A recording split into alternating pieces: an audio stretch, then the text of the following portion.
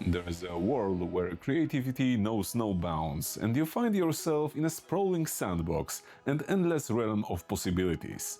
Hours slip by as you plant virtual saplings, reroute water, scam villagers, and skip both appointments and sleep, all in the pursuit of making your fantasy world thrive. Imagine doing that same obsessive building, not virtually for an hour, but in real life for 40 years straight.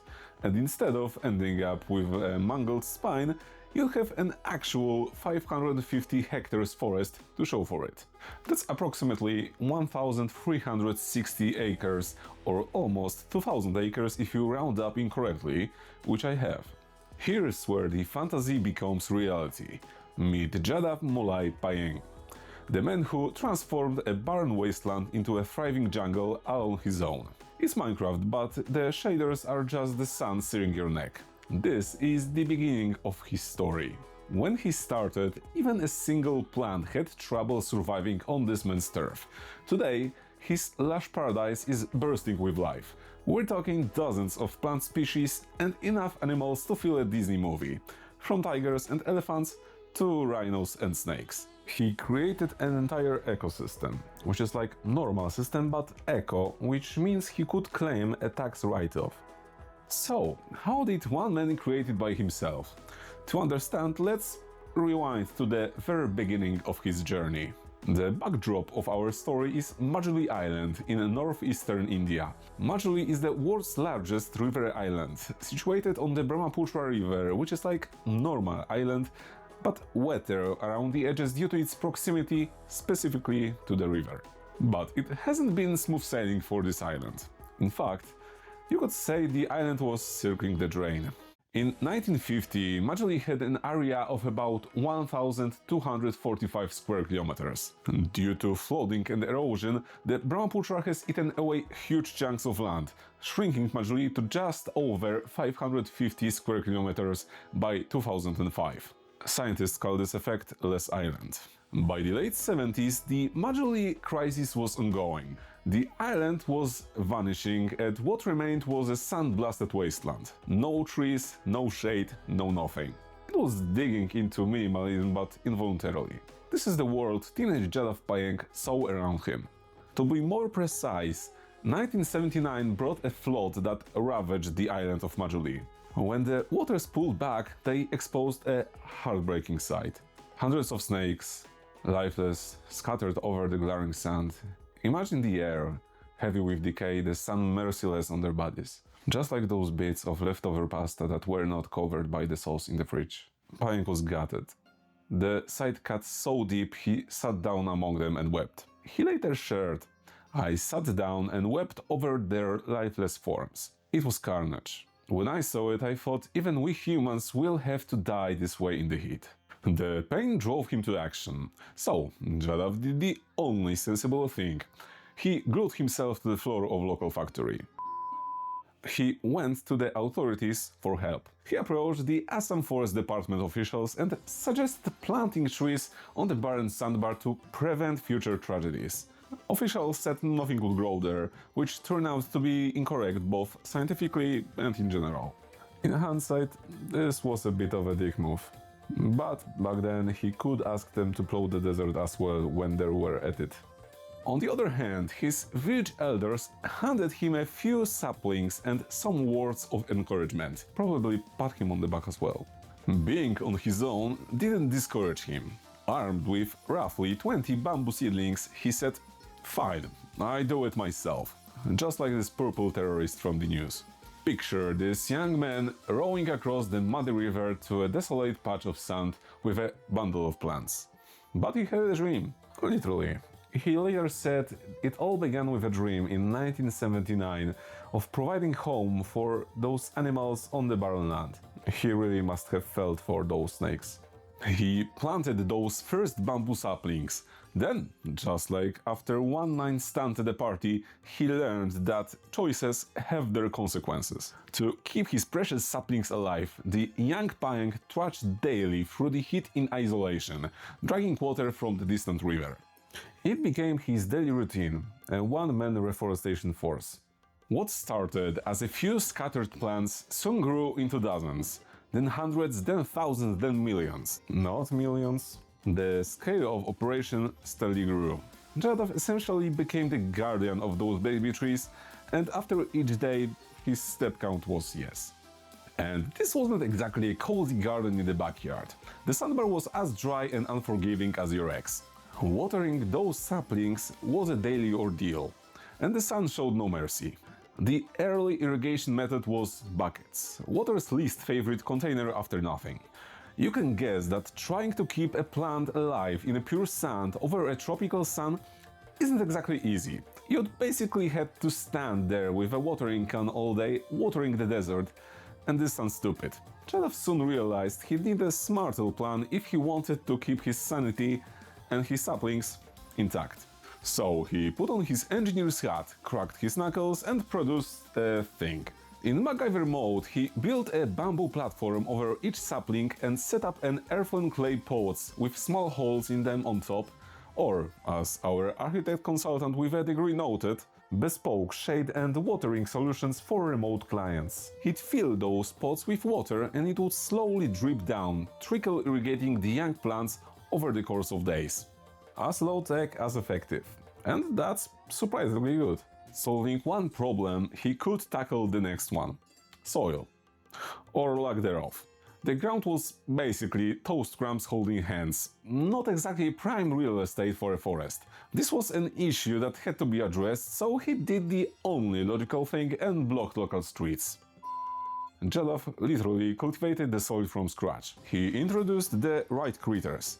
He hauled over cartloads of cow dung, which is not a critter, earthworms, termites and even red ants from his home village and released them into the sandbar. Those ants did not give their consent and did not appreciate the ride, so they beat him relentlessly during the journey. One of the challenges he faced was collecting them. As an expert in the field, my go-to method is to chase them with a pincers and a bucket. You may ask, but why? Why ants? Our young gardener of the year knew what he was doing. Termites and ants are very good at improving soil fertility. They burrow into the hard rocky surface, making the soil porous and easy to plow. Ants don't know the term porosity, but they do it anyway. Very humble. With better soil, water and bamboo growing faster than global debt, the environment on the island began to change.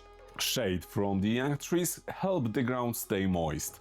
The decaying leaves turned into mulch. Mulch fed seedlings, which is cannibalism if you believe. New greenery draws insects. The insects attracted frogs and birds. Repeat that a couple of times and you end up with a place that has more diversity than a Netflix homepage in a hotel room. Over the course of 30 years, life flourished in the forest. Then, something unexpected happened that brought Jadav's effort to the world's attention. A group of about 100 wild elephants went on a bit of a rampage in Arunachipuri, a village near Jadav's forest. Just a little rampage. They destroyed a bunch of crops and homes while passing through, causing chaos for the villagers.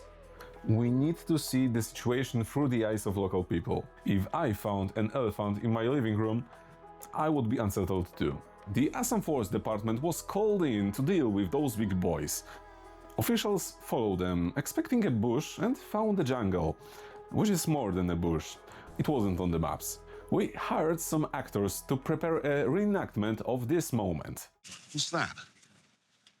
I don't know. Wasn't there this morning. You don't get fell out of James's luggage, do you? Word spread like fire. Local officials tracked down Jadav Payeng, the lone ranger behind the Green Miracle, and were shocked to discover a citizen doing a thing. Suddenly, decades of quiet toil were front-page news. The forest got a name. Molai Forest. Rightfully so. I would like to reiterate. This man worked for nearly 30 years on something that he took on by himself, pretty much in spite of everyone around him. No one paid him, no one knew about him to give him applause. We conducted an interview with a longtime fan who said, Jadav Payeng is a man of focus, commitment, a sheer fucking will. So here we are. Now the world knows about the newly spawned forest in the middle of nowhere. It's large enough to support large herbivores, such as mentioned elephants and rhinos, and even carnivores, because there were tigers. The circle of life. Basically a queue where everyone's both snack and snacker. And the world is stoked. Jadav went from being an unsung hermit who planted trees to being celebrated as a hero, almost overnight. He went from planting trees to planting himself on a telly. A short film titled Forest Man about him won Best Documentary at the American Pavilion Emerging Filmmaker Showcase at 2014 Cannes Films Festival. It won also second prize for getting a prize with the longest name. He traveled to tell his story on stages like TEDx and universities. One of those was Jawaharlal Nehru University in Delhi. On April 22, 2012, Earth Day appropriately, a ceremony was held there to honor him. At this event, the title Forest Man of India was formally bestowed on him. Next, in 2015, Payeng was honored with a Padma Shri award, one of India's highest civilian honors, for his exceptional contributions to the environment. Padma Shri can be Sanskrit for "told you so," which is not. He's received at least 2 honorary doctorate degrees recognizing his achievements. Not bad for someone who started out without any formal training, just a whole lot of hard, relentless grind and the determination to succeed. Like us with New Year's resolutions, except he stuck with it 40 years longer. The attention was a double-edged sword. On the bright side, the forest department finally stepped up to help. They began monitoring the forest by staring at trees professionally, recognizing its importance after 2008. Payeng expanded the forest by planting about 150 hectares of new trees, where the Social Forestry Division later undertook about 200 hectares of plantations nearby. They ignored him till ignoring became awkward. On the dark side of fame, Molai forest began attracting some unwelcome visitors.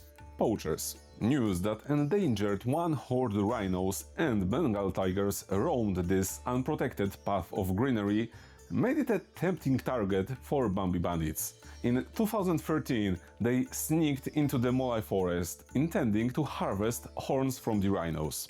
It was problematic because horns not only belonged to rhinos, but they were also parts of their bodies. Jadav, ever vigilant Indiaman, caught a wind of their plan. He immediately alerted forest officials, effectively foiling the poachers' attempt. The authorities seized the traps and equipment that the poachers had set, and for a good measure, they also established patrols in the forest to deter any further poaching attempts. I had to correct the presenter here. He was thinking poachers were planting anti-tank mines. In fact, a hole with a sharp stick is sufficient. Along the way, villagers in communities around the Molai forest started noticing increased traffic of animals.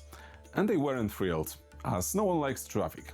In the early days, elephants from the forest would wander into nearby farms to feast on crops, and tigers would hunt cattle or come dangerously close to villages as well. Due to this, Payeng and the forest itself faced big backlash. There were even threats of destroying the trees. So, Jadav decided to chain himself to them as a form of a protest. He combated this by planting more food inside the forest for animals, so they wouldn't need to leave. Smart urban planning, but it's rural and edible. He added fruiting trees like banana and jackfruit deep in the jungle as an elephant snack, hoping that well-fed elephants would stay at the bespoke buffet in the woods rather than raid farms. He also planted more grass so deer and small prey would thrive inside the forest, which in turn kept the tigers happy within the jungle borders. Prey was happy too, until it was dead. Don't think he was just chill like that all the time. This situation gave birth to one of his most well-known quotes. "You will have to kill me first before you kill the trees." And this sounds brave. His HOA meetings sounded intense. In addition, using his fame, he lobbied for the implementation of other eco-oriented investments in the region. For instance, Payeng has proposed planting massive corridors of trees along the Brahmaputra banks to fight erosion. Additionally, farming coconuts is a viable economic option that can be done by using specifically coconut trees, experts say. Through it all, Jadav remains a simple, down-to-earth guy. he still lives on Majuli Island in a modest house not far from the forest. For a long time he literally lived among the trees in a hut, until he moved to a village so his kids could attend school. He continues his daily routine, tending to his cattle in the morning, then heading out to the Molai forest to plant more trees, check on his wildlife and basically ensure that his leafy baby is doing okay. As of today, his retirement plan consists of trees. Jadav Payeng is unique, like a limited edition human. It's hard not to admire all he had done. He didn't wait for the permission or funding, he just started planting and did all the hard work himself. People like him are rare. Statistically, most of us watching this are living in urban areas and we can't plant a forest on our balcony, even if by miracle someone would want to move their ass to actually do it. You know who you are. Through this video you can see various t-shirts that were inspired by life and actions of Jadav Payeng. Via a link or QR code you can access a site where you can purchase them. For the next 3 months, or longer if traffic permits, 10% of the profit will be donated to the foundation that will plant trees. Which is more than most trees spend on you, so you can be smug about that. If you find this video worth your time, subscribe to discover other unknown stories and give it a thumbs up. Let me know if there is another inspiring figure you'd like me to create a video about in the future. Also, if you want more content, check out the previous video about the wildlife of Mad Jack Churchill and why he earned his name. Sincerely, thank you for watching and see you in the next one. A sapling a day keeps global warming at bay. It was in my head for a week and I had to pluck it somewhere in this video or I would go mad.